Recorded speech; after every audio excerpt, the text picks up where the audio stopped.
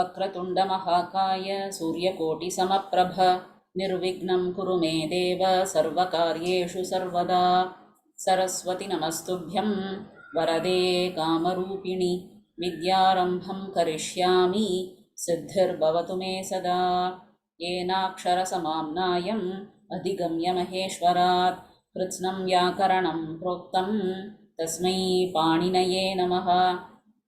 वाक्यकारं वररुचिं भाष्यकारं पतञ्जलिं पाणिनिं सूत्रकारं च प्रणतोऽस्मि मुनित्रयम्। सर्वेषां स्वागतम्।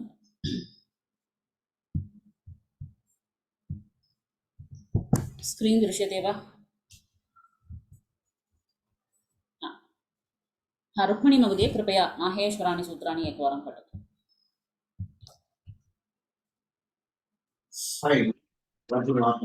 माहेश्वराणि सूत्राणि ऐ उण ऋलृक् एवों ऐ औच् हयवरट् लण् गमगणनं झभङ्गि घडदश् जबगडदश् अफचटथ चटतव कपै शससर् हल् इति माहेश्वराणि सूत्राणि। उत्तमं, धन्यवादाः। हर्षा महोदय भवती अपि एकवारं पठतु।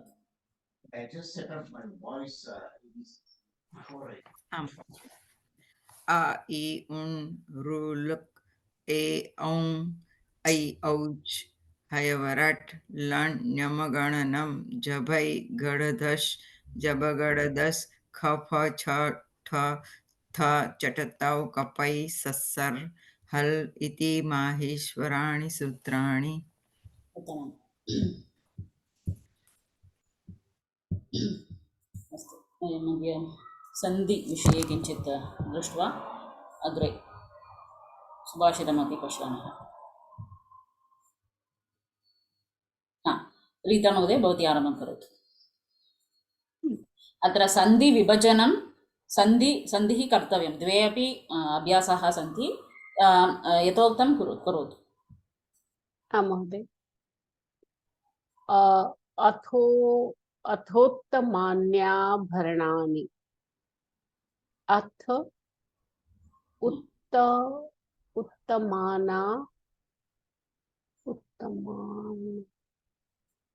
उत्तमान आभरणानि।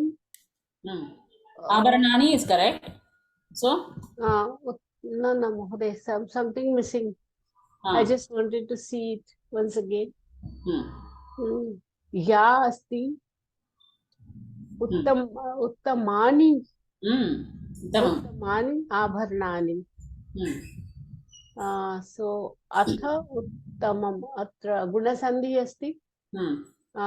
उत्तमानि आभरणानि यण् सन्धिः अस्ति। उत्तमं। सो गुणः यन् इति सन्धिद्वयम् अत्र वर्तते। अ प्लस् उ ओ इति गुणसन्धिः, इकारात् आकारे परे यकारादेशः यन् भवति। अग्रिमं मुमुक्षुः वारि विसर्गस् इच्च वकारः।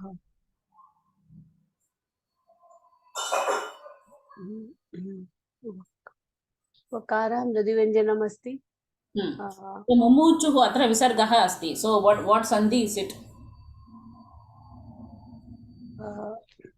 विसर्गसन्धि अस्ति। विसर्गसन्धि अस्ति। पूर्ववर्णः कः, परवर्णः कः? उकारः अस्ति, गुरुवर्णः, तत्पश्चात् मृदुव्यञ्जनम् अस्ति। So just forgetting what is it. It's so clear, I'm not getting it. Mumuchuhu vari. If you try saying it quickly, then you will get it.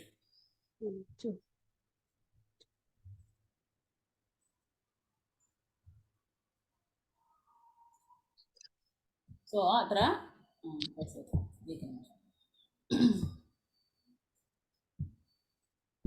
so visargasya पूर्ववर्णस्य विसर्गात् पूर्वम् इच् अस्ति। स्वरः विसर्गात् अनन्तरं स्वराः मृदुव्यञ्जनानि सन्ति चेत् रेपः भवति।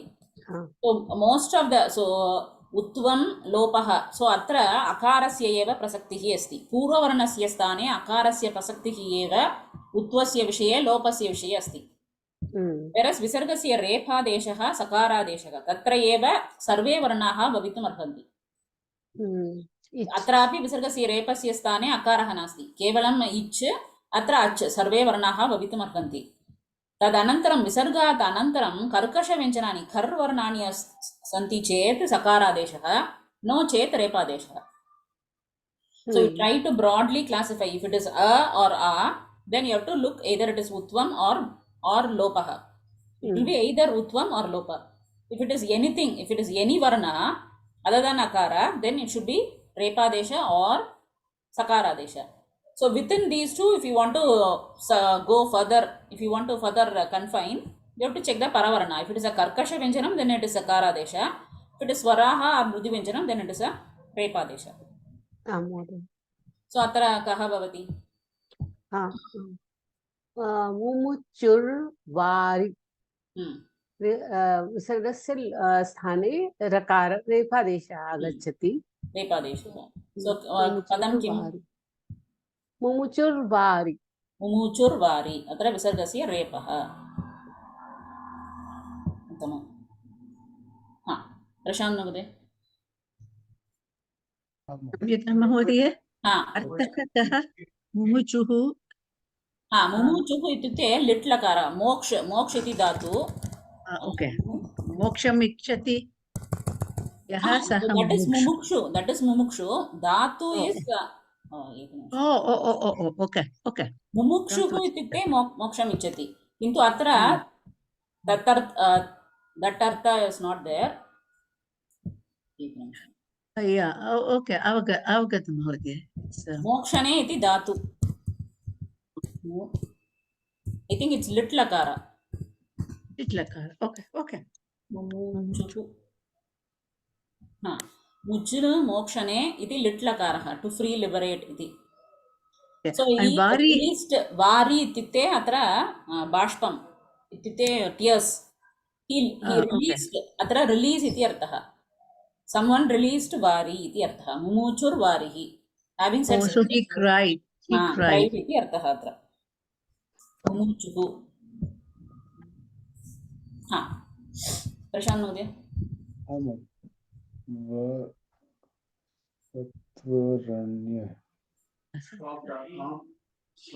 वसत्वरण्ये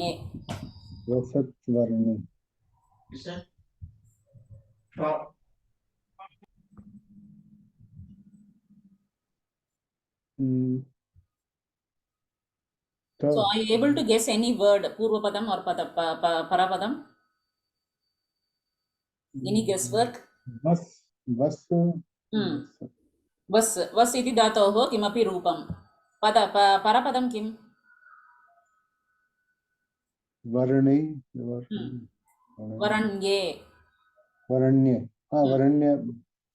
Aranyam. Yes. So aranyam aranye iti अर्थः. इदानीम् अत्र वकारः अस्ति. वकारः कुत्र आदेशः भवति? यान्तवान्तदेशसन्धे अव् इति आदेशः भवति न तु व. वकारः no it is this u plus swara यण सन्धिः सो वकारः आदेशः अत्र वकारादेशः अस्ति सो अत्र यण सन्धिः सो पदं किम्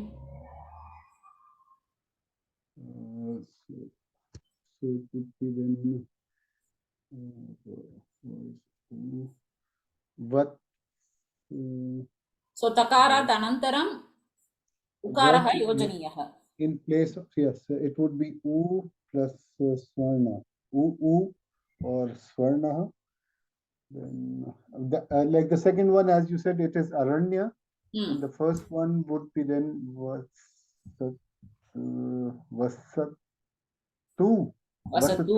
वसतु अरण्ये वसतु इति अर्थः अरण्ये वसतु इति अर्थः भवान् अरण्ये वसतु इति अर्थः अत्र यन् सन्धिः अग्रिमम् पितुः अग्रतः Hmm. पितु उ प्लस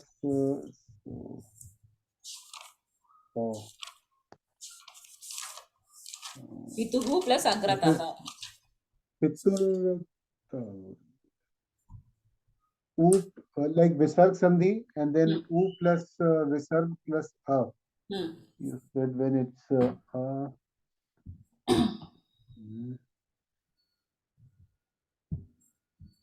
So इदानीमेव अत्रापि दृष्टं मुमुचुः.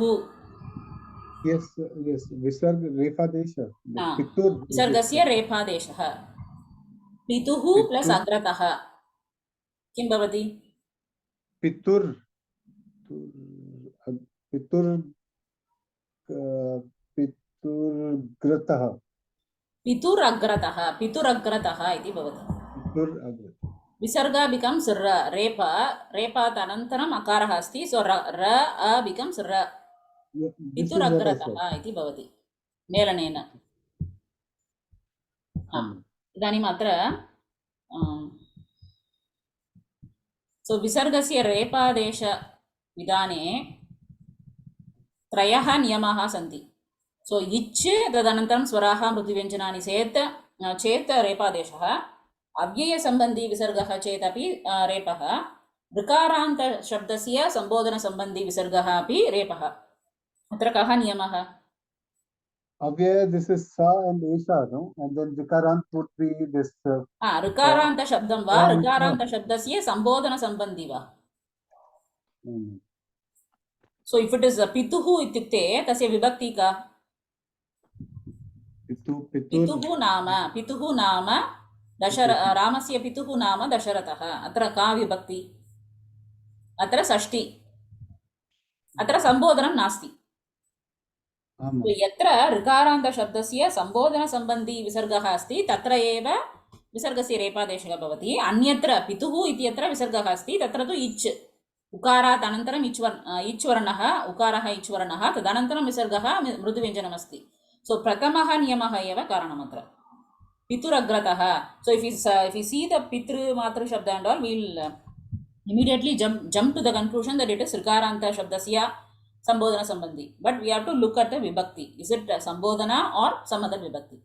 Atra pituhu iti sashti. So it's not a rikaranta sambodhana. So the first rule, ichaha parasya visargasya sthane repaha bhavati. Atra pratamaha नियमः. अस्तु, धन्यवादाः. हर्षा महोदय. go adhikam yam, so go is okara, tadanantaram mrudu vyanjanam asti chet. So this is a special niyama of yantavanta. So yantavanta desha sandehe anyam niyamam asti yakaradi pratyayah. ओकारात् अनन्तरं यकारादि प्रत्यय किमपि यकारादि इत्युक्ते इद प्रत्यय which starts with य अस्ति चेत् तत्रापि औ भवति इति यान्तवान्तदेशस्य यान्तावान्तदेशसन्धेः नियमः. सो किं भवति? So गोयं ओकारस्य स्थाने किं भवति? ओकारस्य स्थाने यकार भवति. अत्र पश्यतु, ओकारस्य स्थाने यान्तवान्तदेशसन्धिः. ओकारस्य अव भवति. औ भवति. इदानीं वदतु. ग अव् यम्. गव्यं. गव्यं. गव्यम् इत्युक्ते something related to the go. पञ्चगव्यम् इत्यादि वदामः. पञ्चगव्यम्. अत्र so this is a special rule. So now that you are all are familiar with the sandhis, basic sandhis, I will recommend you all to go through this book. So कृपया एकवारं पठन्तु. पठन्ति चेत् निश्चयेन बहूनि विषयानि वयं ज्ञातुं शक्नुमः. So many it's not necessary that you have to understand everything. It's not at all necessary. Just go over it. It will be in simple Sanskritam and some extra rules. You can leave Prakriti Bhava, Pararupa, something which is not covered.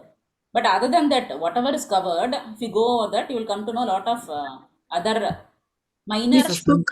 Which book, Mahodaya? Sandhi book. Mahabaleshwara Bhattasya Sandhi book. Sandhi. Oh, okay. तत्र अस्ति सो ओकारात् अनन्तरं यकारादिप्रत्ययः अस्ति चेदपि अत्र यान्तवन्तदेशसन्धिः भवति. But after a few days, the rules are again gone. तद् आजीवनं तादृशम् अस्माभिः प्रयत्नं करणीयं. सो आजीवनं नियमाः पुनः पुनः पुनरावर्तनं करणीयमेव. किमपि so by if you want to do the sandhi, then it will be difficult. But if you want to break the sandhi, it will be quite easy. At least तद् अपेक्षते खलु. यदि श्लोकान् अथवा पुस्तकम् अथवा अन्यग्रन्थान् पठामः तदा वयं सन्धिविच्छेदं कुर्मः चेत् बहु उपकाराय भवति खलु. तदर्थं तद् प्रयोजनं भवति. Now the mind, like itself, it goes like that. Like whenever you see a word, you're trying to break it all the time. ध्वनिः बहु न्यूनमस्ति महोदय. कृपया मैक्रोफोन् चेक् करोतु. बहु न्यूनमस्ति. हर्ष महोदय अग्रिममपि करोतु. यावत् जीवं सो तकार अस्ति and परवर्ण मृदुव्यञ्जनम् अस्ति चेत् इट्स् जस्त्व सन्धि यावत् जीवं.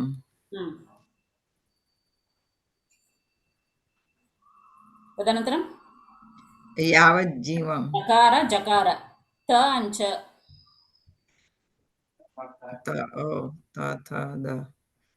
ओके सो किं भवति? तकार चकारयोः मेलनमस्ति चेत् किं भवति? तकार चकार इस् यावत् जीवति जकार यावत् जीवम् इति भवति. यावत् जीवं यावत् जीवं प्रथमं जष्ट्वं भवति. तकारात् अनन्तरं मृदुव्यञ्जनम् अतः द इति दकारः भवति. तदनन्तरं दकारात् अनन्तरं ज. दकारस्य स्थाने क्रमशः जकारस्य तृतीयवर्णः जकारः आदेशः भवति यावत् जीवम्. अत्र जस्त्वं श्चुत्वं.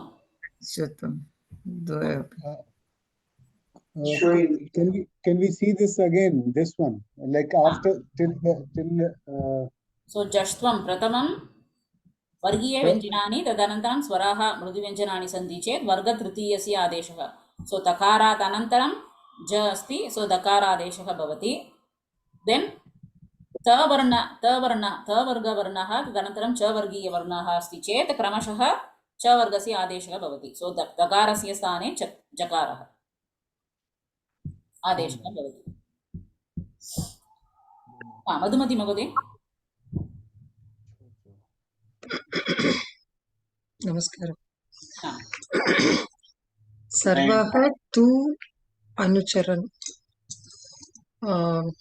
So this is Visarga Sandhihi. So Visargat Param Mriduvanjana asti. Ta Mriduvanjanam va? Okay, ka is Karkasha Vanjana. Ta Varga Pratama Dvitiya Varga Pratamaha Dvitiyaha Karkasha Vanjanani. So atama ta tha ityadi Karkasha Vanjanameva. So it has to be according to the logic you said, it has to be either Repa Deshaha or Sakara Deshaha. Nishchayena.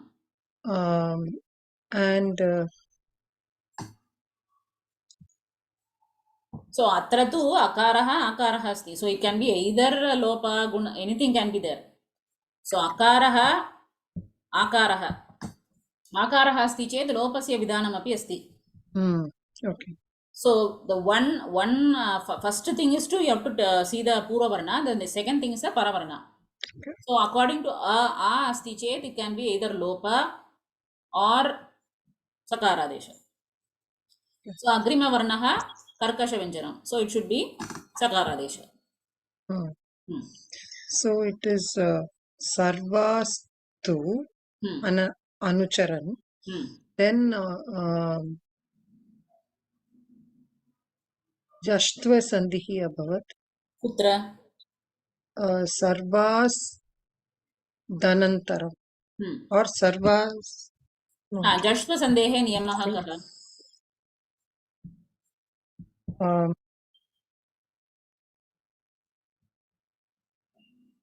The Purva Varna is, Anunasika Vihaya, whatever is there, in the Varga, Vargiya Vyanjanani plus Swaraha.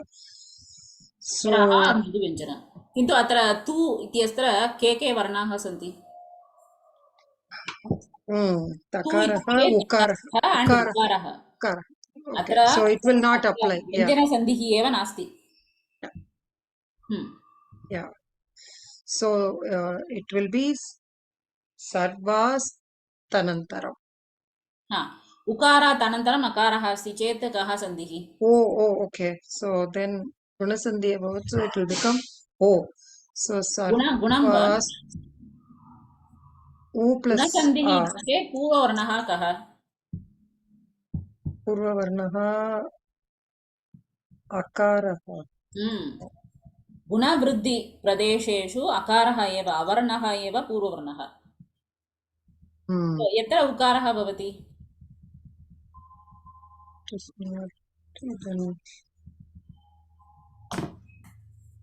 where that it becomes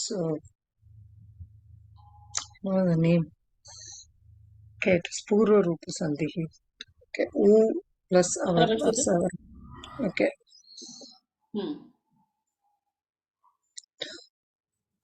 Okay, U or U. So it is two Ta plus U. So U plus Anantaram. ऊकारात् अनन्तरम् असवर्णस्वरः अस्ति चेत् कः सन्धिः? पकारः. वकारादेशः भवति. So sarvat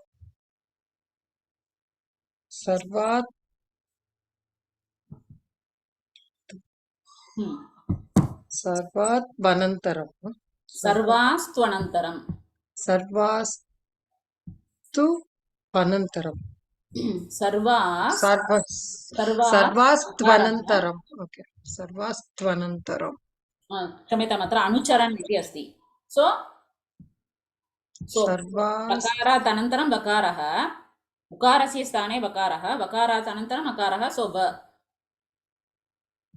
सर्वास्त्वनुचरन्.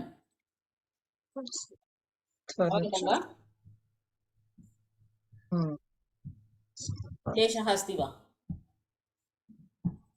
एकनिमिषम्.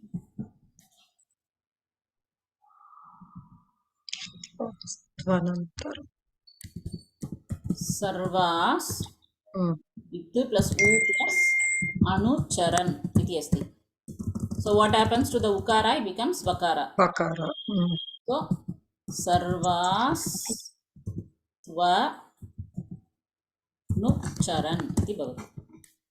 Sakarah, takarah, vakarah. Then vakara becomes full because of akara. So sarvas tvanucharan. Atra विसर्गस्य सकारादेशः तदनन्तरं यन् इति सन्धिद्वयं भवति. अस्तु अग्रिमम्. अग्रिममपि करोतु. अनुव्रजिष्याम्यः अहम् अद्य. So अनुव्रजिष्यामि अहम् अद्य. Is it right? अनुव्रजिष्यामि अहम् अद्य. Sandhi? So अनुव्रजिष्यामि plus aham will be yan sandhi. And aham adya, I think there's no sandhi. It's just गुणिताक्षरमेव. अस्तु इदानीम् अखिला महोदय.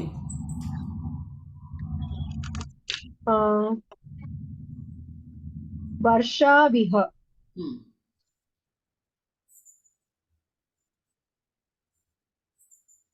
आव.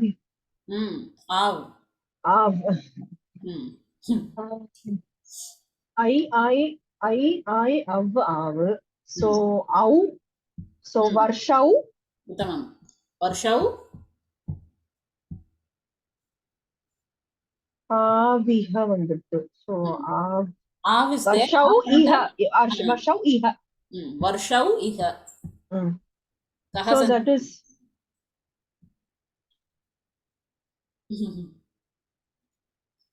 Yantavanta. यान्तवान्तदेशसन्धिः. So यान्तवान्तदेशसन्धिः अन्यनामः एव अयादिः. ऐ आदिः अयादिः इति उच्यते. Okay.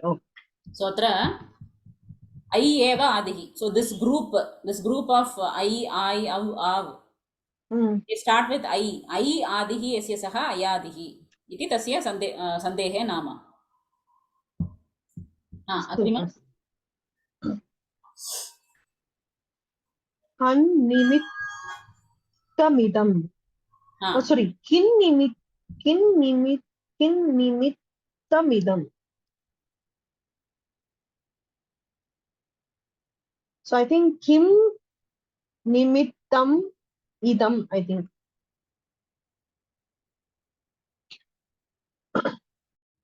क्षम्यताम् महोदय. इदानीं Kin nimittamidam.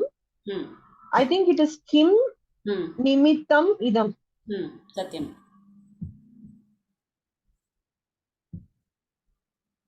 किं निमित्तं? सत्यं. कः सन्धिः वदतु? किं निमित्तम् इदम्? Ma becomes na. So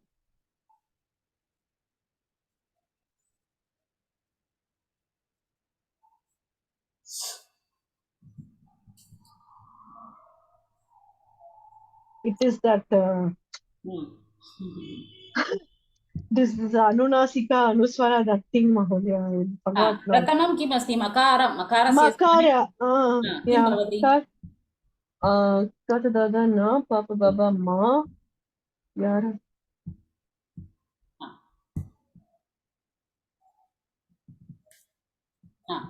प्रथमम् अनुस्वारसन्धिः भवति. मकारात् अनन्तरं नकारः अस्ति. So makara becomes anuswara. Then what happens? Then paravarna va. परसवर्णसन्धिः. So अनुस्वारात् अनन्तरं मकारः अस्ति. Kim becomes okay. Kim becomes anuswara. After that it goes to paravarna. Astu Mahodaya. So kim iti makara becomes anuswara. Then it is followed by na. So nakarasya parasavarnah nakarah adeshah bhavati. Kin iti bhavati. Kin nimittam idam. अत्र अनुस्वारसन्धिः and परसवर्णसन्धिः. Rukmini महोदय.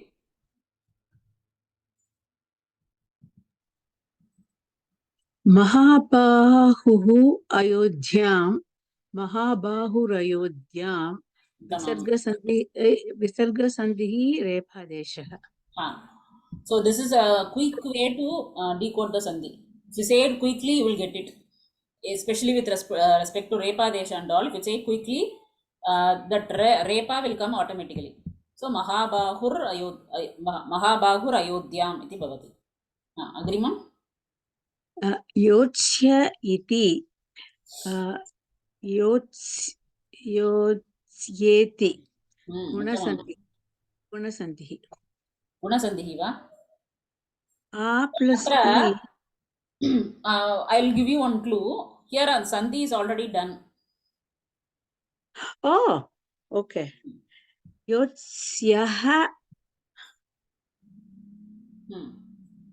योत्स्यः इति विसर्गलोपः. विसर्गलोपस्य नियमाः के? विसर्गलोपः okay. अकारात् परम् अच्. So the condition is matching. So as per what you said, as per what you said, the first condition is matching. Yotsyah, then iti va. So lopa is possible, but this is not the. Then you have to cross check whether yotsyah iti padam asti va. See whether yotsyah iti padam asti va. Yotsyah iti padam nasti. Mahodaya, but many times even when the padam is there, it doesn't show up here. So you can't really use that. अत्र तु मया यत् प्रदर्शितम् अत्र निश्चयेन पदं नास्ति. अहं Okay. पूर्वमेव दृष्टवती. If you make any small mistake also, it will not show you. If you do it with upasarga, it will not show. Even if you miss a visarga, it will not show. So अत्र okay. Ashtadhyayi मध्ये you have to, especially with respect to kriya padam and all, you have to be more specific. If you give the full padam, if you give with upasarga and all, it won't give you. Okay. Okay. So अत्र योत्स्यः इति भवत्याः ऊहा निश्चयेन अत्र न्यायमस्ति, किन्तु अत्र विसर्गस्य लोपः नास्ति, अन्यलोपः अस्ति. Okay. Yotsye. Yotsye. No, A plus E. Yotsye iti. Let's see whether yotsye is there. Yotsye is there. Yudhe. Oh, okay. धातोः दृट् लकारस्य उत्तमपुरुष एकवचनं. न योत्स्ये इति. अहं युद्धं न करिष्यामि इति अर्जुनः वदति खलु तत्रैव. योत्स्ये न योत्स्ये. सो अत्र योत्स्ये इति शुद्धं पदम्. Okay. Yotsye iti. And then What sandhi? and then you have the ekara lopaha. Or it get एकारस्य लोपः कुत्र अस्ति? atra. सो अत्र यलोपः, यान्तवान्तदेशसन्धेः यलोपः. Lopaha. Okay. सो एकनिमिषं पश्यामि. योत्स्ये इति. सो एकारात् अनन्तरम् इकारः. सो वाट् इस् द सन्धि? That is एकारस्य स्थाने ऐ इति आदेशः भवति. so it's yantavanta desha. यान्तवान्तदेशः सन्ति. देन् विकल्पेन यकारस्य लोपः भवति. So that is vikalpena. If you want to do, you can do. Otherwise, you can skip that also. So yotsya iti. If you do the yantavanta desha sandhi, then you will get Yotsye. Okay. yotsya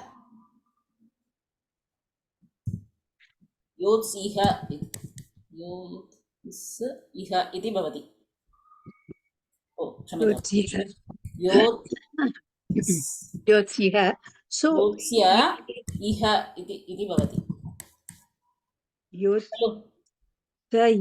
Oh, yotsya. सकारात् अनन्तरम् अकारः. So sakara becomes full, then ya it becomes iha. If you choose to do the yalopa, then it becomes yotsya iti. Okay. So there are two answers for the sandhi. One is yotsiha and the other is yotsya iti. So this is a final rupam given in the Bhagavad Gita shloka. So we come across this yalopa frequently in Bhagavad Gita. It's also very common in Shastras. Kshamyatam Mahoday. It's yotsya iti. If yakara lopana bhavati, so sakara is not full, it's half, right? Where? Over there where you typing. The swara ekaraha is lopaha. Yo is ya iti. So if you do that, if you join that, so this is correct, right? Yo it Yeah, this is correct. Then I. So it becomes yot sa I ti. Hello? No. Yotsya. Ya is also there. Half ya is also there. Yeah, when followed by E, it becomes E, no? No. Before that. Yotsa. Sa is a half. Ya is also half. Yatrapi ya asti. Yes. Right. So I missed that here. So it becomes yots ya iti. Right. Yakara dvayam atra bhavati. So atra yotsya iti bhavati. Then yotsya iti bhavati. So this is vikalpena. When yalopa is not happening, the answer is this one. Yochayiti. Dhanyavadaha Modi. So it becomes yotsye iti. So yantavanda desha sandehe yalopaha. Agreemam? Bhavati dvayam krutavati खलु? आम् महोदय. अस्तु. रीता महोदय.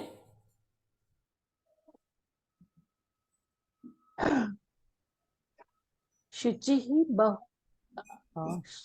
This one I have to do now, Mother. Shuchihi bahumatah ragyaha. Shuchihi. So the answers.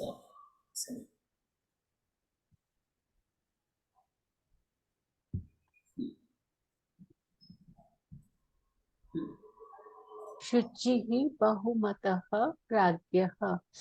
Atra I take it as ikara visargat purvam ikara asti atah ich plus mamradi vyanjanam. So shuchir bahumatah Suchir bahumatah तत्पश्चात् तः प्राज्ञः अकारः अस्ति and अस्ति लोपः may happen अकारः लोपस्य नियमाः के विसर्गात् पूर्वम् अकारः तत्पश्चात् आ अथवा itch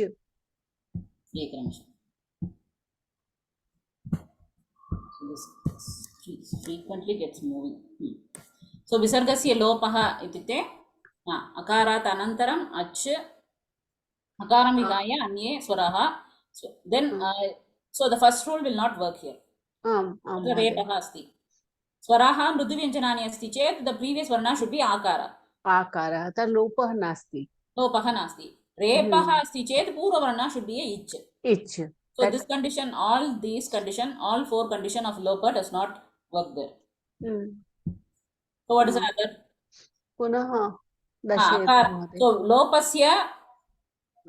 So niyamaha na bhavati. So anyatra kutra akaraha asti. Saha eshaha. Saha eshaha. So it should follow saha or yesha. So tadapi na bhavati. Saha esha nasti. Asti. So visargasya lopaha atra nasti. So what is there? Akaraha asti. Tadanantaram repaha akaraha asti. Which is I know.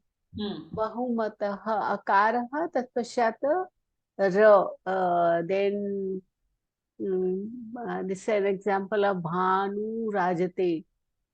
Is it that, Mahoday? Tadeva atrasti. Ich repaha. Bhanu Rajate. That is also not possible.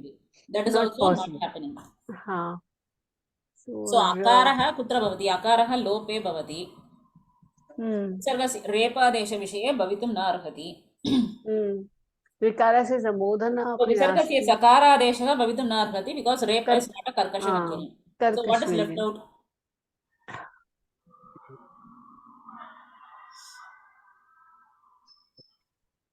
Lopaha na bhavati, repaha na bhavati, sakaraha api na bhavati. What is left out?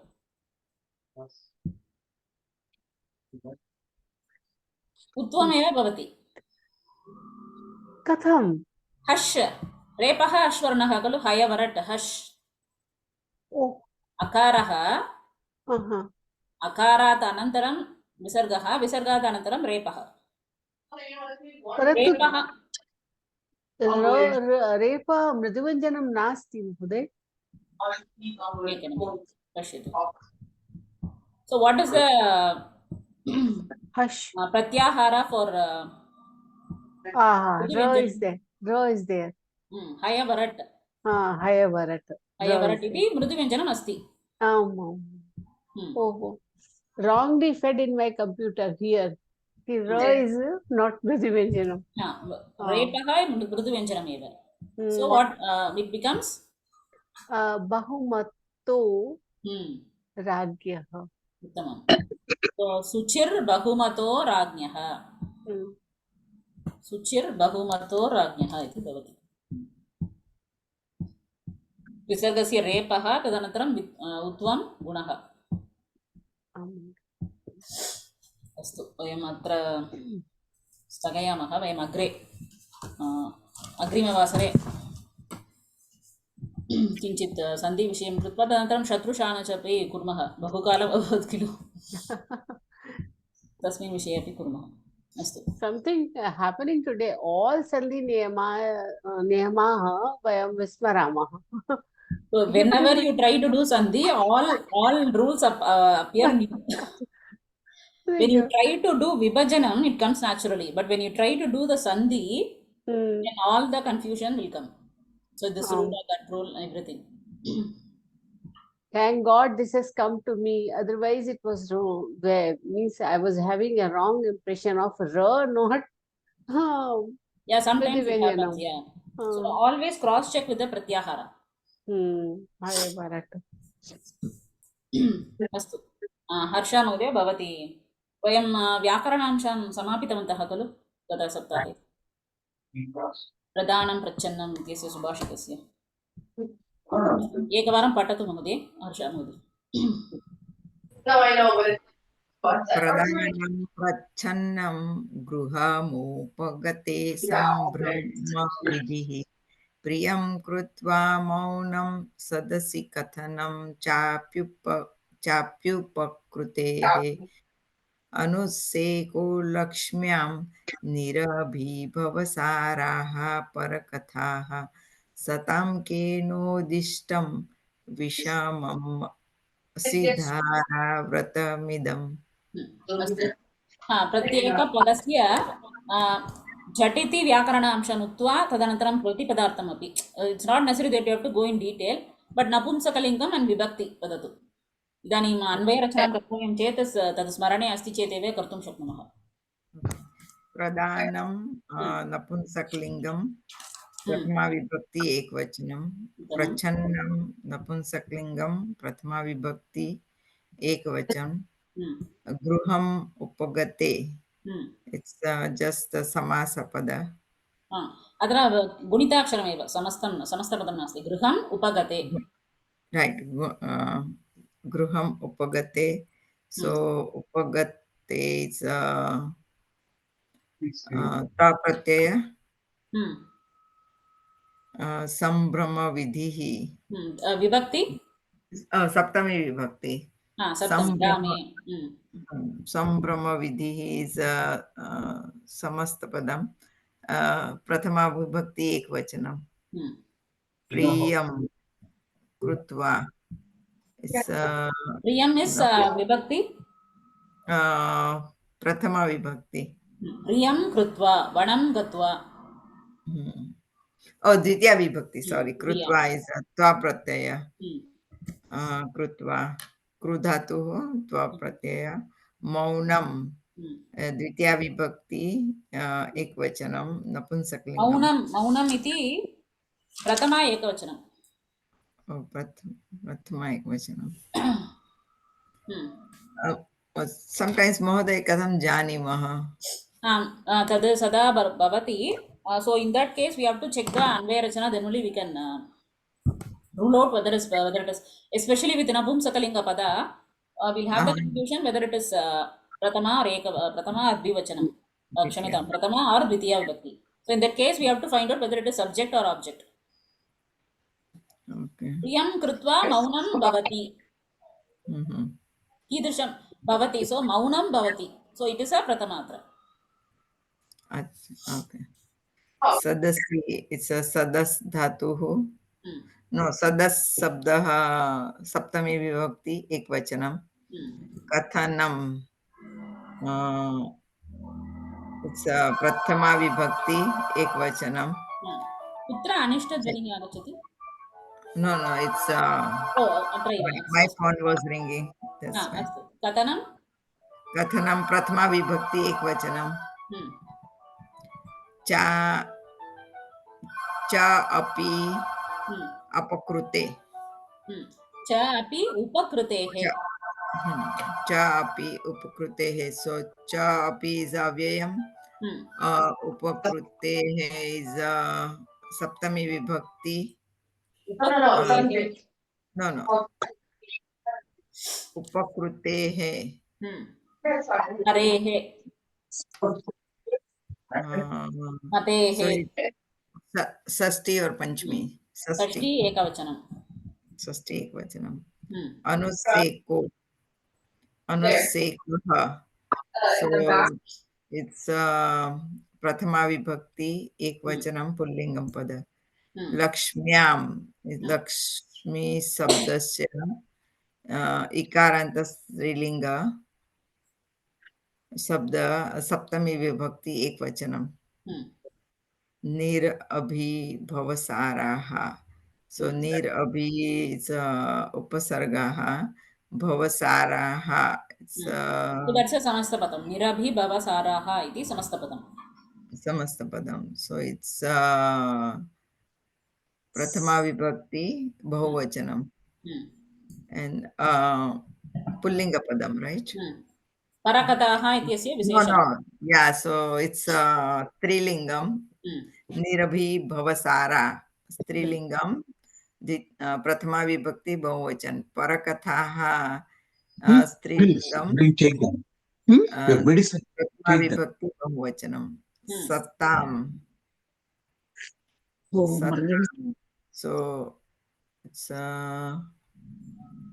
पुल्लिङ्गपदं सत् तकारान्त पुल्लिङ्गं तकारान्त पुल्लिङ्गं प्रथमा विभक्ति एकवचनं नो द्वितीया विभक्ति एकवचनं सत् सत् सन्तः अत्र षष्ठी षष्ठी बहुवचनं बहुवचने सत् सन्तौ सन्तः oh सत् सन्तो सन्तः okay so सत्तां so it's सतामिति षष्ठी बहुवचनं okay केनोदिष्टः केन it's केनोदिष्टं केन उद्दिष्टं केन उद्दिष्टं so केन is किं शब्दस्य तृतीया विभक्ति एकवचनं उद्दिष्टं so it's ता प्रत्यय no आम् आम् उद्दिष्टं ता प्रत्यय ता प्रत्यय द्वितीया विभक्ति एकवचनं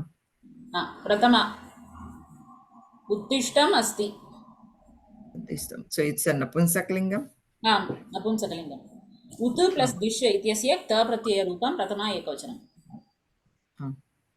told by whom told by whom केनो उद्दिष्टम् okay विषमम् अस्ति धारा विषमम् it's विषमा पुल्लिङ्ग शब्द द्वितीया विभक्ति एकवचनम् असि धारा विषमं केन उद्दिष्टम् इदम् असि धारा तदपि एकवचनं प्रथमा प्रथमा असि धारा व्रतम् असि धारा व्रतम् इदं so असि धारा व्रत असि धारा व्रतं so तदपि नपुंसकलिङ्ग प्रथमा एकवचनं इदं तदपि नपुंसकलिङ्ग प्रथमा एकवचनं उत्तमं मधुमती महोदय महोदय असि धारा व्रतं द्वितीया विभक्त्याम् अस्ति नो इदम् असि धारा व्रतं केन उत्तिष्ठम् असि धारा व्रतं कर्मपदम् अस्ति महोदय द्वितीया no so this asidhara what is this asidhara vradam so what about this pradhanam so asidhara vradam is the vradam which is taken by the sadam so this pradhanam sambrama vidhi maunam katanam anutsekah nirabhibhavasarah iti sarve api asidhara vradasya lakshanam So atra there is a so asidara vratam itukte what's a kind of vrata.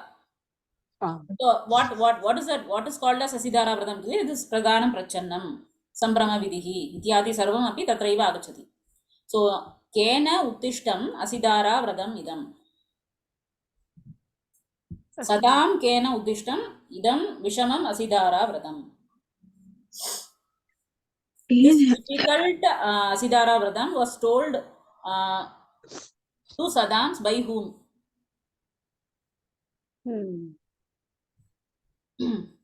So atra pratama eva. Asti. Madhumati Mahoday idanim karoti. Anvay rachana karoti. I haven't gotten the meaning in the first place. Astu tadu vadatu. Pradhanam itukte? Pradhanam is primary. Pradhanam, that is pradhanam. Dhakaraha. Atra pradhanam itukte danam. Yaha danam karoti. Prakarshena harshena yaha danam karoti. Tadeva danam ityeva artha. Pradhanam itukte danam ityartha. Prachannam itukte Guptam ityartha. Guptaritya secretly yaha dadati tad griham upagate itukte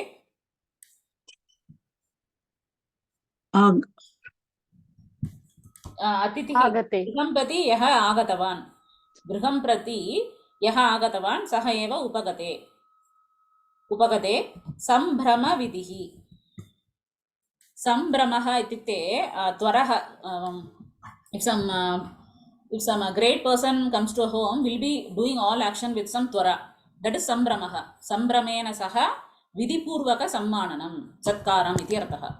So vidivat pujaniyam, vidivat atiti satkaram karaniyam. Tadu twaraya with because of the eagerness we do actions with some twara. We say in Tamil parabarappa tadrisham, that is eva sambrama vidihi. Out of eagerness, he does all the action quickly and with interest. That is called as sambrama vidihi. Vidivat satkaram iti artha. Priyam kritva maunam. Itukte? Madhumati Mahoday prayatnam karoti va? Priyam kritva maunam. With love. Priyam kritva. Having done with love. Having done something good. Priyam itukte to somebody say to someone we are doing some priyam. Okay. Some good thing we are doing to someone and remaining maunam. Tushnim bhavati. We do some work, but after that adambaram vina vayam so we are not boasting ourselves. Without boasting, we are doing good to others. Priyam kritva maunam sadasi katanam chap upakrutehe. Sadasi itukte? I think it's the seventh vibhakti, like sadaska sabha. Sabhayam katanam. Hindi, yeah. So without talking about it. Talking about something. About whom? Upakrutehe. One who did upakaram to us is upakriti. Yaha upakaram krutavan tasya vishaye sabhayam parakatanam sarvesham madhye stitva vadaniyam. Kinchitapi yaha upakaram karoti tad sabhayam vaktavyam iti artha. Anutsekah. Utsekah itukte garvaha. Anutsekah itukte garvam nasti. Garvam vina lakshmiyam anutsekah. Itukte sampat asti. Mama samipe adhigam dhanam asti iti garvam nasti. Tasya samipe garvaha nasti. Garvanashaha iti artha. Then nirabhi bhavasaraha parakataha. So without parakataha dosha rahitam. Paresham vishaye katanam kurumaha. Kintu tatra gossip ityadi dosham ityadi vihaya parakatanam. Anyesham vishaye parakatanam dosham vinaya bhavati. What is bhavasaraha? What is bhavasaraha? Abhibhavaha itukte paribhavaha. Paribhavaha itukte humiliating. अभिभवः Okay. अभिभवः इत्युक्ते humiliate, निर्अभिभवः without humiliating others. सारः अस्माकं विषये यत् सारभूतविषयमस्ति तद् अन्येषां विषये अन्येषां परिभवं विना भवति इत्युक्ते ह्युमिलियेशन् विना भवति, अन्येषां दोषम् अथवा पुटिङ्ग् डौन् इत्यादि नास्ति इति अर्थः। केषाम् एतानि विषयानि केषां भवति इत्युक्ते सतां सज्जनानां विषये एतानि सर्वाणि सद्गुणानि सन्ति। एतत् कीदृशम् अस्ति इत्युक्ते विषमं बहु कठिनम् अस्ति। एतत् विषमं कठिनम् असिधारा व्रतम्। असि इत्युक्ते स्वाड् खड्गः इति अर्थः, धारा इत्युक्ते एड्ज्। खड्गस्य उपरि बहु तीक्ष्णमस्ति, तत्र चलनम् इत्युक्ते बहु अवधानेन कर्तव्यं। तादृशं बहु कठिनं विषयमस्ति, किन्तु के उपदिष्टवन्तः सतां विषये एतत् करोतु एतत् मा करोतु इति के उपदिष्टवन्तः? कोऽपि न उपदिष्टवन्तः, किन्तु ते स्वभावतः तेषु एताः गुणाः सन्ति इति एव अर्थः अस्य सारांशः। I didn't get the last. हा, सो अत्र विषमम् असिधारा व्रतम् इदम् इति अत्र पदत्रयम्। एकनिमिषम्। No, that I got. The context of saying kena uddishtam. Kena uddishtam. उद्दिष्टम् इत्युक्ते उक्तम् उपदिष्टम्। Who advised all these great qualities to Saddam? Who advised all the sajjanas to remain with these qualities? No one. They did out of their own swabhava. Oh, okay, that way. Okay. Iti artha. So for this Anvaya Rachana, we have to start from the end. So because this Asidhara Vratam is like Katkasya Upari Chalanam, Tadrisham Katinam policies. One who has Katinam very difficult policies following. So what are those policies? Ityukte Pradhanam Prachannam, Griham Upagate, Sambrama Vidihi, Ityadi eva te gunaha. So how is that? That is called as Asidhara Vratam. How is that? It is very difficult. Asidhara Vratam Kidrisham. So Vishamam. So you can take it as Kriyapadam as Asti.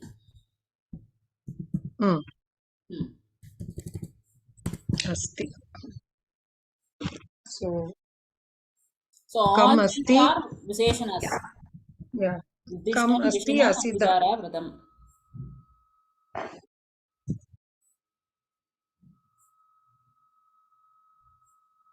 Mahoday, can we say? So why are you saying Uddishtam is a Visheshanam? Asti. Uddishtam Asti.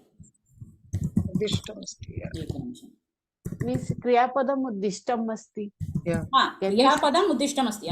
You can add Kena also there, because when the Subhashitakara himself or the Shlokakara himself is putting the question word, there is no possibility that we will get an answer to it. So we have to add that also. Kena Uddishtam Asti.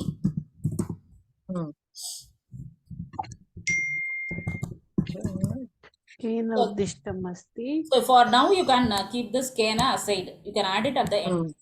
So after questioning, making a question like Kena Uddishtam Asti, you can keep it aside and Uddishtam Asti. Then you can start questioning. Asidhara Vratam Uddishtam Asti. So what will be the question? Kam Uddishtam Asti. Kim. So Asidhara Vratam iti Napumsakalingam. Vratam. Okay. So Kim Uddishtam. Kim Uddishtam Asidhara Vratam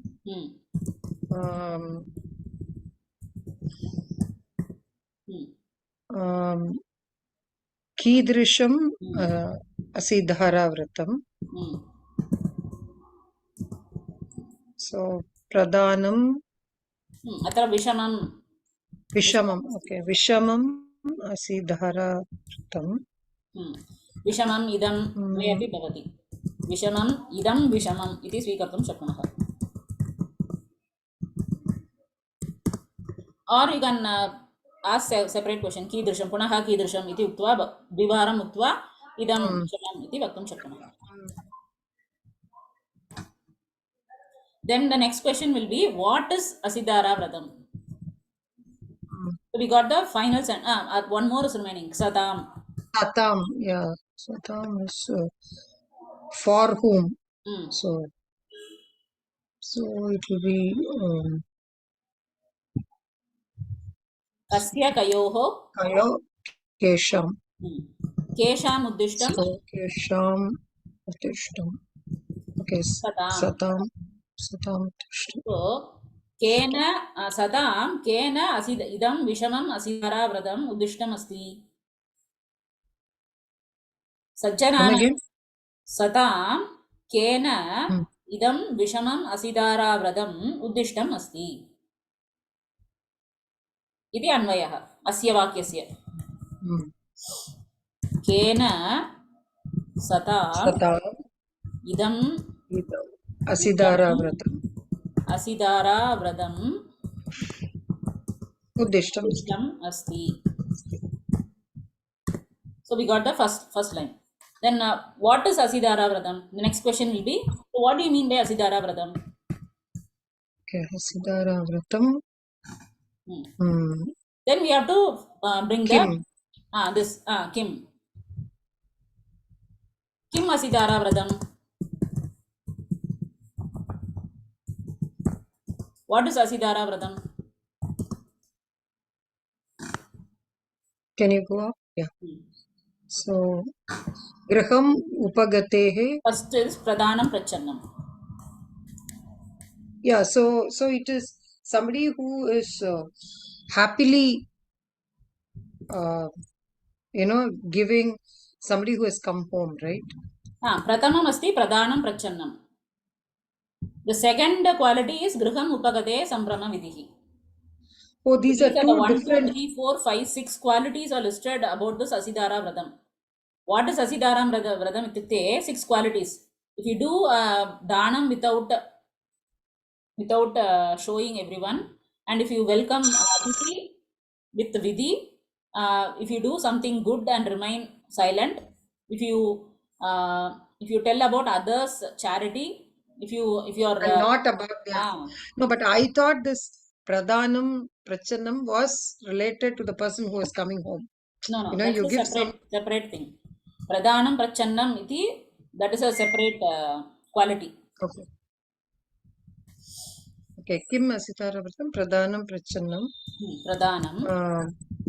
Pradhanam is a Praharshena Dhanam, giving Dana is a Asidara Vratam. Then what kind of Pradhanam? So Pradhanam, donation itself is a Asidara Vratam. What kind of donation? Kidrisham. Kidrisham Pradhanam. Prachannam Pradhanam. एतत् स्पष्टं वा एतावत्? तत्रापि संशयः अस्ति चेत् पृच्छन्तु. So first we are doing the Anvay for the last sentence. केन सदाम इदं विषमम् असिदारा व्रतम् उत्तिष्ठम् इति प्रश्नं पृष्ट्वा, then we are asking what is असिदारा व्रतम्, and we are including all the points, all the gunas listed with their विशेषणम्. So what is असिदारा व्रतम्? किम् असिदारा व्रतम् इति उच्यते? प्रदानम्. दानं यः दानं करोति तदेव असिदारा व्रतम्. कीदृशं प्रदानं? प्रच्छन्नं प्रदानं. गुप्तरीत्या यः दानम् इत्यादि करोति तद् असिदारा व्रतम्. पुनः किम् असिदारा व्रतम्? गृहम् उपगते. What is the key point? Sambrama Vidihi. So what is Asidara Vratam? Sambrama Vidihi. Sambrama Vidihi. Sambrama Vidihi. So then would it be something like to whom? Kasya Sambrama Vidihi. Kasya. Upagatehe. Upagatehe. Griham Upagatehe. Sambrama Vidihi. Kutra Upagatehe.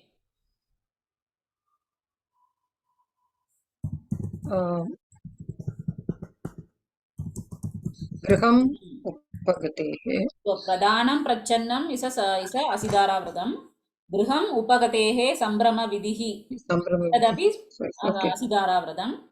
Punaha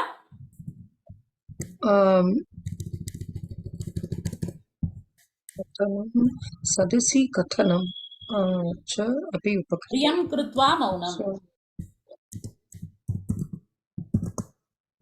Priyam where is that? Krutva Is it a Maunam. previous? Okay, that's Oh. okay. Priyam Krutva Priyam Maunam. Tadapi Asidara Vradam.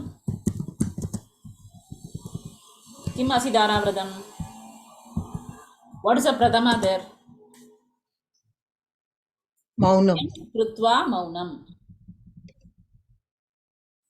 Yeah. So, Maunam is the Asidara Vradam. Maunam is the Asidara Vradam. Priyam Krutva Maunam. So Maunam is the Asidara Vradam. Then how will you add a Krutva and Priyam? Kam Kritva or Kim Krutva. Kim Kritva. Kim Krutva Maunam. Priyam Priyam Kritva. Krutva Maunam.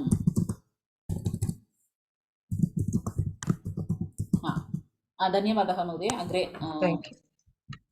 अस्तु अखिला महोदय. प्रियं कृत्वा मौनं. Then the next is सदसि कदनं च उपकृतेः. अस्ति वा? अखिला महोदय अस्ति वा? पुनः किम् असिदारावृतं उपकृते. What is the prathama there?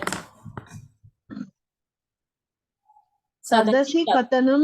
सदसि कथनं. What is the prathama? सदसि कथनं च अपि उपकृतेः.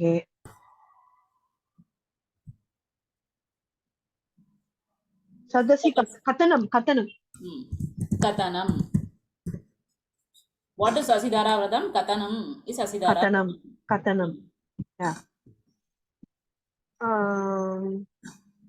Sadasi is Saptami, right? Katanam about whom?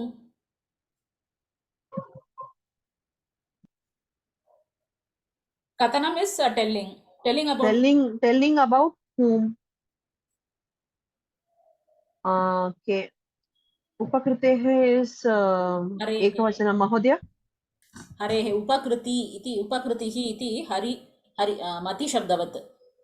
इकारान्त स्त्रीलिंग मति मतेः इति षष्ठी स्त्रीलिंगपदं वा?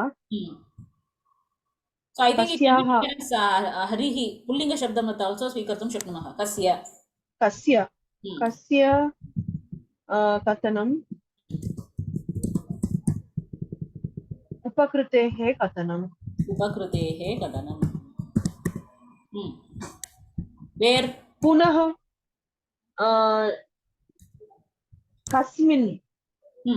कस्मिन् कथनम् अथवा कस्मिन् सभा इति स्त्रीलिङ्गपदं.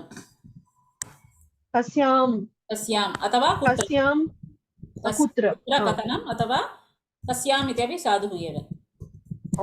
सदसि कथनं. सो सदसि उपकृतेः कथनम् इति अस्य वाक्यस्य अन्वयः. Then we have anutsekah lakshmyam. Then once again you have to ask the same question. Yeah, पुनः किम् असिदारावृतं अनुत्सेकः न उत्सेकः तदपि असिदारावृतं. कस्याम् अथवा कुत्र यत्किमपि. लक्ष्म्याम् अनुत्सेकः. सो लक्ष्म्याम् अनुत्सेकः. लक्ष्म्याम् अनुत्सेकः असिदारावृतम् इति कथ्यते. Then what is the last one? निरभिभवसाराः परकथाः.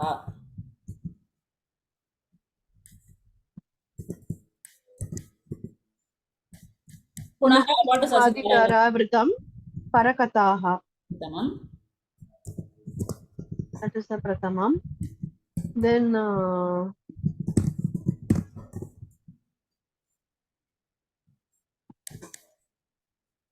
Nir abhibhava saraha paragataha. So that's a samasta padam.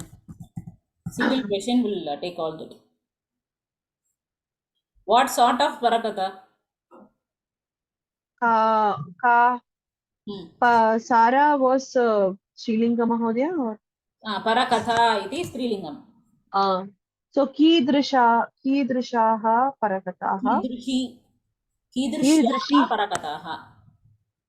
Kidrishi is ekavachanam. Kidrishyah. Kidrishyah parakataha.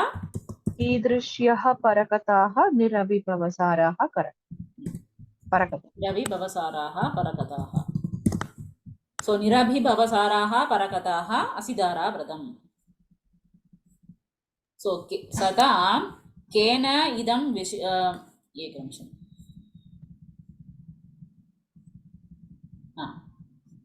Satam kena vishamam idam asidara vratam uddishtam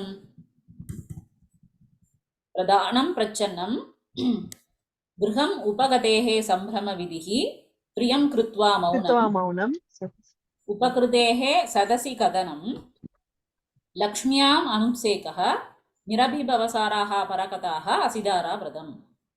Ete sarve asidara vratam iti katyate. Kena ete gunaha sadam sajjananam vishaye uddishtam asti. Te स्वभावतः ते एतत् आचरन्ति. केनापि उद्दिष्टं नास्ति इति अर्थः. स्वभावतः ते कुर्वन्ति. महोदय एकः संशयः अस्ति निरभिभवसाराः परकथाः असिधारा व्रतं किं निरभिभवसाराः अथवा परकथाः परकथाः can So be what is the main noun there? Speaking about others without humiliating them. So I think it's a complete one answer, no? But it's not a single word, no? Bhavasaraha parakataha. So you can take it that way also. If you want to kim iti uktva nirabhi bhavasaraha parakataha ityapi svikartum shaknumaha. That's not wrong. But since there are two words available, you can ask kim kim asidara vratam iti prishtva tadanantaram kidrishaha. I was thinking, what is the toughest here? What is the tough work here? Parakatha is the tough work, or Asidharavat, or Nirabhibhavasaraha? So Asidara Vratam is something to do. So Danam Sarvepi Kurvanti. Kidrisham Danam Asidara Vratam itukte Prachannam. Tadrisham Nirabhibhavasaraha Parakataha eva Pradhanam. So the weightage goes to Nirabhibhavasaraha. That gives the qualification of Asidara Vratam. But it is a qualification for Parakata. So Pratamam, the noun will be the Parakataha. Kim Asidara Vratam Parakataha. Kidrisham Asidara Vratam Nirabhibhavasaraha Parakataha. Mahodaya, the Parakataha and Anutsekaha, they are in different. This Parakataha is in Strilinga, Anutsekaha in Pullinga, Abhidara Vratam Parantu is in Napumsaka. Yeah, that is okay. That is possible because Yeshaha Mama Mitram. Okay. Yesha Mama Kalatram. Iti vayam vaktum shaknumah. So if the Visheshana Visheshya Bhava works only in case of Visheshya Nigna. There is a padam called Visheshya Nigna which changes according to the linga.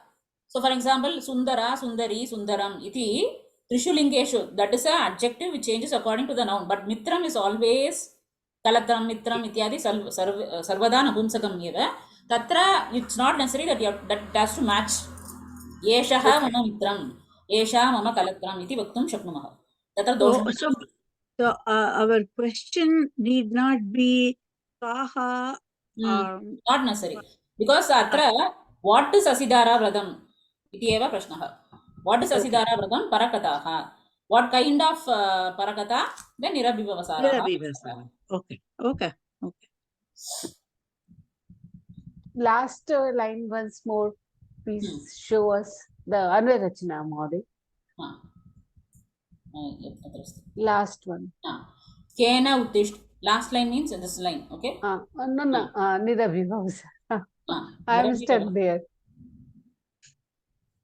पुनः किम् असिदाराव्रतं परकथाः कीदृश्याः परकथाः निरविभवसाराः परकथाः अस्तु मुक्ते कीदृश्याः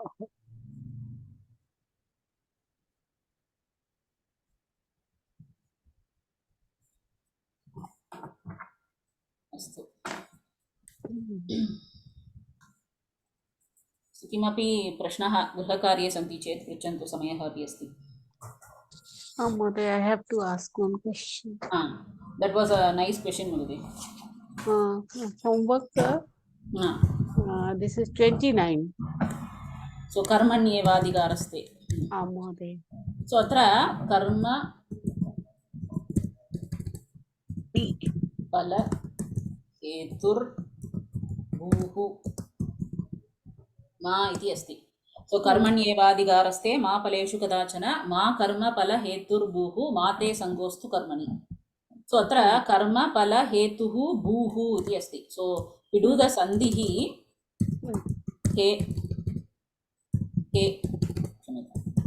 हेतुः भूः मा इति अस्ति.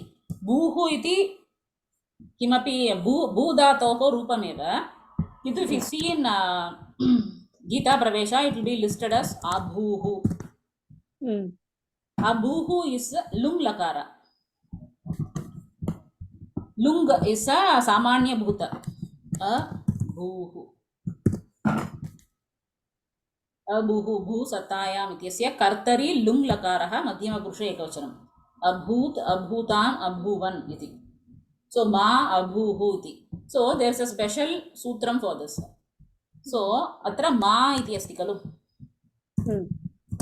So in Sanskritam there are two types of ma is a avyayam, you all know. There are two types of avyayam. Mang.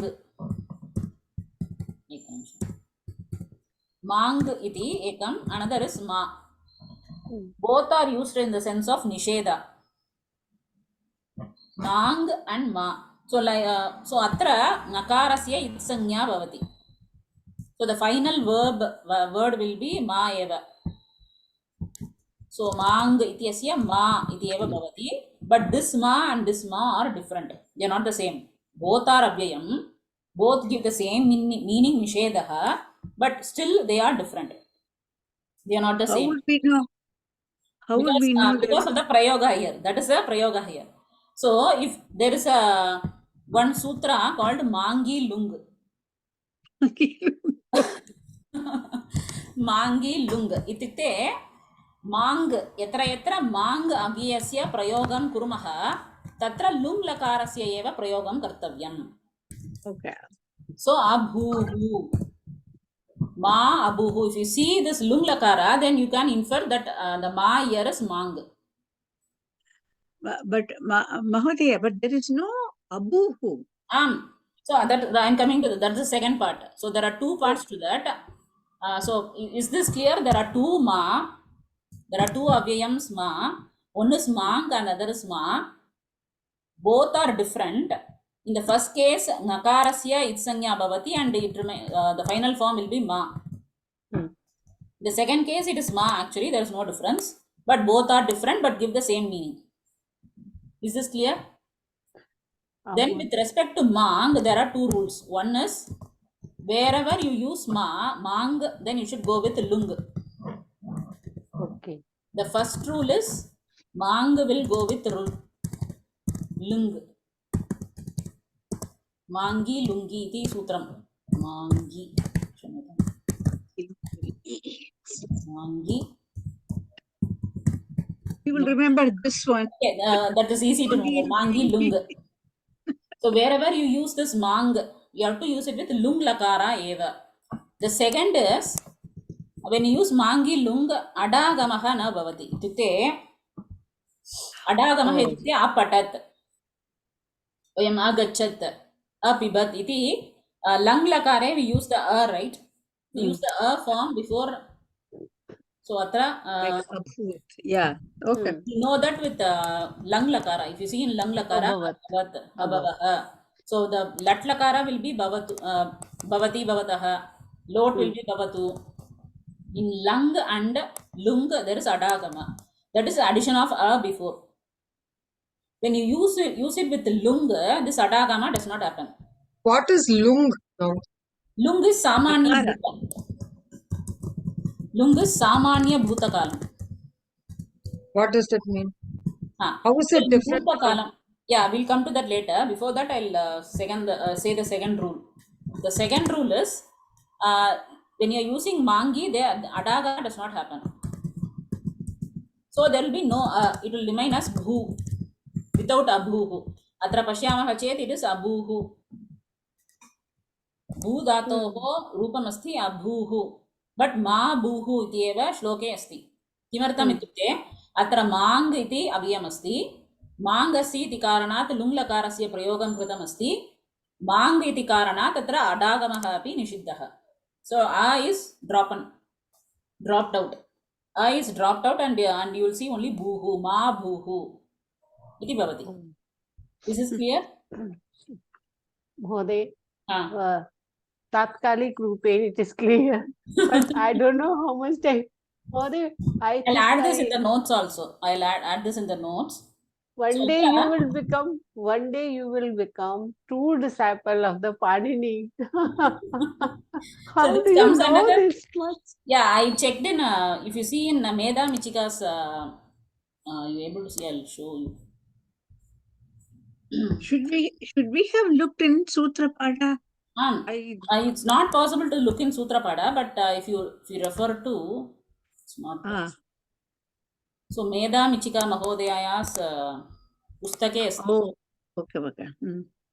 So if we happen to see that Tatra Dattam Asit Adagamaha. So we also have this in Bhasha Path. So I'm not able to share that screen. So Atra Adagamaha Nishiddhaha iti bhavati. Oh, ekanimisham.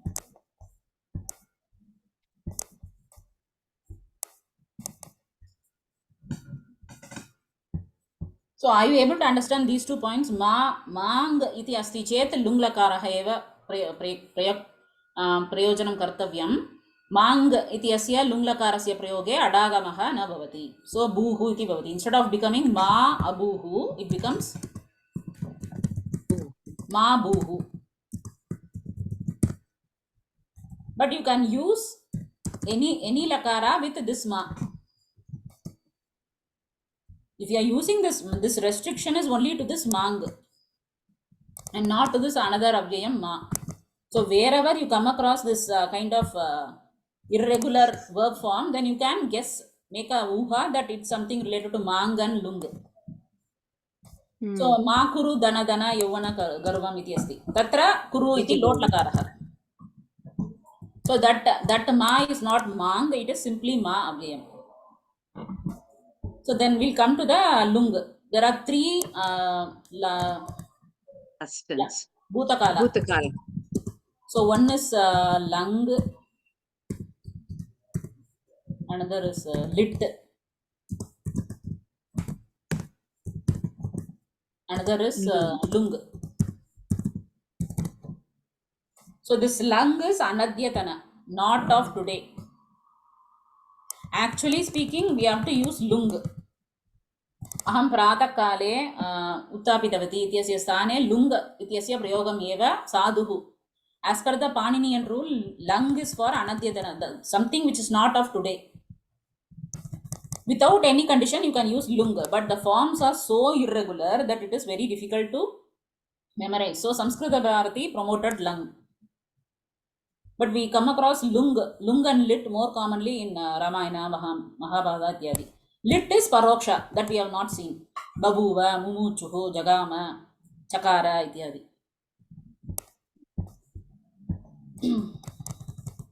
What that is distant past, is it? Lit? Distant past. Distant past. Okay. Lit is distant past. Papata, jagama, chakara, babuva, ityadi. Lung is what we use normally. But as per the Paninian rule, it is not of today. Anadyatana, na adyatana, anadyatana. Lung has no restriction. You can use it anytime. There's no condition for lung. You can use it anytime. But this lit and lung are complex forms. So Samskrita Bharati has promoted lung. Even in Surasabha tatrapi, anyatrapi, lit and lung are more popular.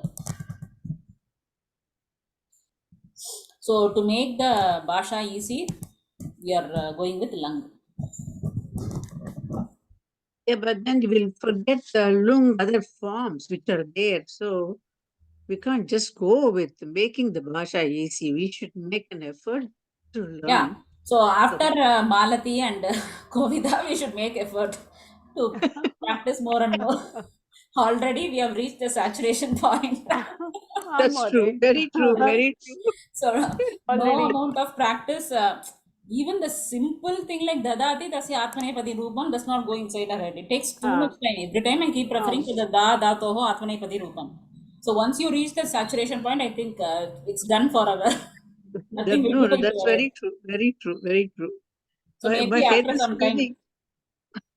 by coming across this Kavya Pata, Shastras only, we'll come to know about this Lung and Lit. So एतस्य विषये भाषापाक 1 course मध्ये दत्तमस्ति एकनिमिषं पश्यामः class 5 भाषापाक 1 class 5 page number 13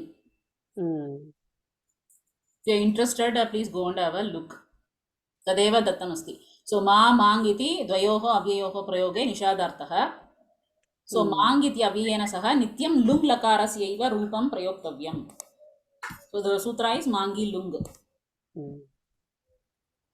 But you can use it ma iti avyena saha lot lakarasya rupam prayoktum shaknumah. Ma kuru, ma gaccha, ma vadatu ityadi. Ma kuru dana dana yovana garvam ityadi.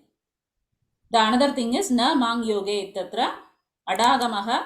So samanya rupena the lung lakarasya rupa nirmane samanya rupena vidiyamanaha adagamaha mang avyasya upastitau nishidyate. So mangi lung. So mang will always go with lung. In the presence of mang and lung, adagama is prohibited. So it will be bhavan ma karshit magamaha ityadi udaharanam. Atrapi ma bhuhu iti. To understand what is written, it's could take me a while. It will take some time. Definitely. Yeah, tadantam vakshyami punaha punaha patantu. यदि अवगच्छामः वा नो चेत् वा किमपि यत्किमपि भवतु पुनः पुनः पठतु तादृशमेव आसीत् वयं गतवर्षं भाषापाक प्रथमपरीक्षां स्वीकृतवन्तः तस्मिन् स्तरे किमपि it was not at all going inside our head nothing was going inside our head but with the gradual 2-3 times reading it's possible so krupaya patantu etat to start with you can start with the sandhi book the more and more we read then only we'll come to know what are the intricate points inside. Yeah, I was just going to say, Sandhi book has so many the sutras, as slokas like that. Be frank, now I am doing Laghu Siddhanta Kaumudi as a part of BA. If after that, if we go over this book, it appears new to me. There is a lot of information in the Sandhi book. All the sutras, vartikas, everything we are related to the Sandhi Prakaranam is in this book. So when even after finishing that course, I think it will be very useful. It will go again and again. You know, to form Sandhi, it's really easy. I mean, because it just comes automatically. But Sandhi Vibhajanam is a different matter. And then, of course, I never remember the name. So I think Rita Mahodaya and Harsha Mahodaya are the best. They remember everything. No. It doesn't. Today it was not coming. What is that Sandhi? Sandhi name, Refa Desha is not coming into my head. If you try to do Vibhajanam, it will come. When you try to do the Sandhi, it is difficult. It's difficult. Vibhajanam will automatically come because that is, we'll try some permutation combination and come out with some answer. But if you try then you can cross check with the Sandhi Vibhajanam, you'll do the cross check and you can verify whether it is correct or wrong. But with doing the Sandhi, you have to remember all the rules. Sakrit, At the same time, you have to remember all the rules and apply. And next No, class, are you Mahodaya, but doing the Shatru and the Shanach Mahodaya? Yeah, I'll take some exercise from Shatru and Shanach also. Shame. Mahoday. Yeah, I have one doubt in that Shanach, so next class I will ask Mahodaya. Astu. Okay. Harshad, Mahoday, गृहकार्यं 31 Ambai. Amba adhikam aika. So how it becomes dirgha? It's over here. It's a dirgha. Ambai. 31. 31. That Shishupala Vadham, Indraprastha Prayanam. I think it's Ambayai. Amba Yai is Hey, there. it's a typing mistake, Mahodaya. Maybe, yeah, I think I I copied think it, so maybe. the text in the slide only I think had a typing mistake. Because then it does not make the sense grammatically. So 31, what 29 or what? What's the 31. 31. Oh, you mean it's not Uttara is not Current. posted. Current one. Not in the, No. Current one. Okay, We are trying to solve this, but okay. that's what. it's I'll have to- Ambayai, actually. In the book, it is given as Ambayai. It is in the slide, Mahoday. Ambai is it's just a typing mistake. Yeah, it's a copy paste from a software, so possibly there are more mistakes. It is possible.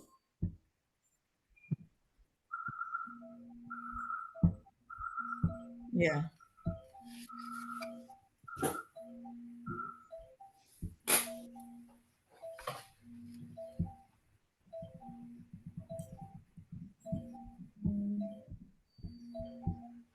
Interesting.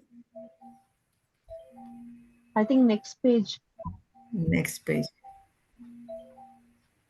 Vidura, One, two, third line, last word. Ambai. Ambai. It should be Ambai. पुस्तकं नास्ति अहं दृष्ट्वा I'll परिष्करिष्यामि. And previous slide also. Yes, one more was there. Uktavatyaha. It's like Tavatu Pratyaya, but it is like Uktavati is a Ekvachanam, so Uktavatya is a Bahuvachanam. But how it can be? चित्रदेवताः. Chitradevataha. चित्रदेवताः अपि यदि सभामण्डपे ये चित्रदेवताः सन्ति ते अपि तस्य अभिप्रायम् अङ्गीकृतवत्यः इति अर्थे. प्रतिध्वनि तादृशम् आसीत् इति अर्थः. No, aham chintayati, it's Chitradevata is a pullinga. So how it can be Uktavatya is it's No, Chitradevata is Strilinga. Devata. Okay. Devata, devate, devataha. Sita shabdavat. Devataha api uktavatyah. Okay, Sita Sabdavat. Okay, that's why. Yeah, now it's clear. And Punsa Sabda, I think Akila Mohaday, Rita Mohaday, Signa, WhatsApp Madhya Uktavati. So, What is? I Made a forgot to mistake. put halant in the while yeah, searching. it's okay. Punsa, Yeah, but complete sa because I I took. also found that Punsa is Astu. Yeah, drishtavati. Message drishtavati. it's dhatu api asti. Dhatu huwa. No. Yeah, punsa dhatu Yeah. No. punsayati. Punsayati is Oh. right. So it's a dhatu also. But I did not go to the Sanskrit abhyas. That's why I cannot get it. So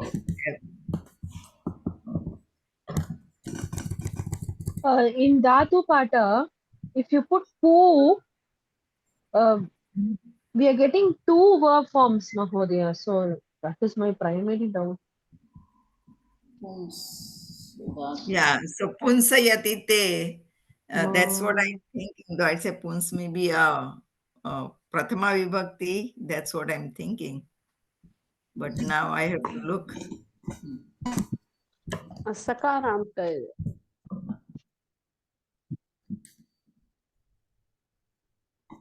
means abhivartane, to grow and prosper.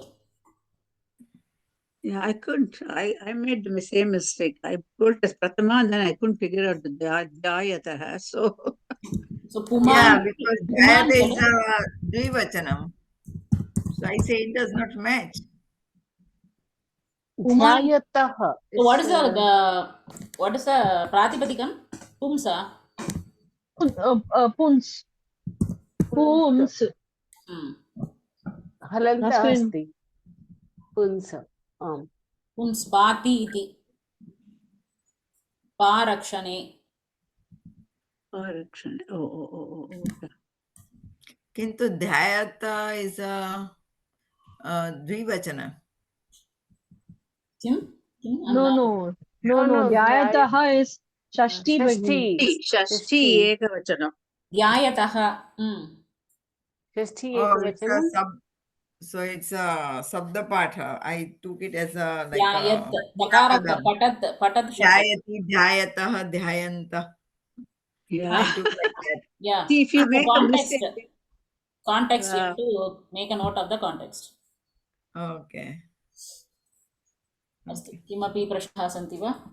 न महोदय धन्यवादः. So many mistakes. अस्तु अखिल महोदय कृपया शान्तिमन्त्रं वदतु. ॐ पूर्णमद पूर्णमिदं पूर्णात् पूर्णमुदच्यते पूर्णस्य पूर्णमादाय पूर्णमेवावशिष्यते ॐ शान्ति शान्ति शान्तिः. धन्यवादः. धन्यवादः. धन्यवादः धन्यवादः.